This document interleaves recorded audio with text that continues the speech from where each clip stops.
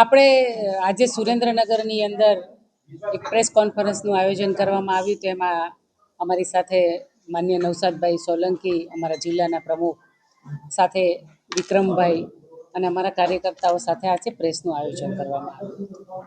ખાસ કરીને મહાત્મા ગાંધી રાષ્ટ્રીય ગ્રામીણ રોજગારની ખાતરી અધિનિયમના કાયદામાં જે સુધારા વધારા કરી અને જેને યોજનાનું નામ આપવામાં આવ્યું હતું, એના સંદર્ભમાં જ્યારે આજે સુરેન્દ્રનગરની અંદર એવી જ રીતે ગુજરાતની અંદર તમામ જિલ્લાઓની અંદર કોંગ્રેસ દ્વારા એક પ્રેસનું આયોજન કરવામાં આવ્યું હતું.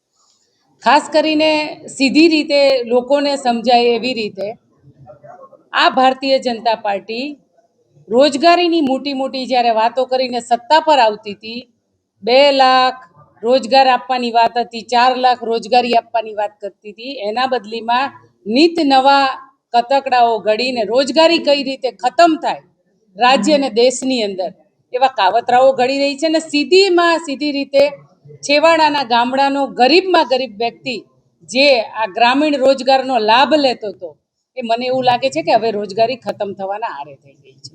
એટલે આજે એ સંદર્ભમાં પ્રેસ કરવામાં આવી હતી. નામ કોઈ પણ આપી શકે. મહાત્મા ગાંધીને ખતમ કરવાની વાત હોય તો એમને મુબારક છે.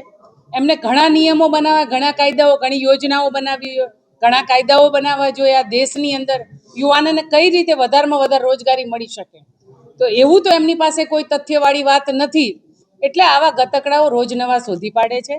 કોંગ્રેસની વાત એક જ છે કે આ અધિનિયમ મુજબ જે રોજગારીનો કાયદો બનાવવામાં આવ્યો હતો, એના સંદર્ભમાં આજે લાખો લોકો એનો લાભ લેતા હતા. એ રોજગારી ખતમ થવાના આરે થઈ રહી છે. ત્યારે કોંગ્રેસે આ દેશની અંદર આંદોલનની તૈયારી કરી લીધી છે.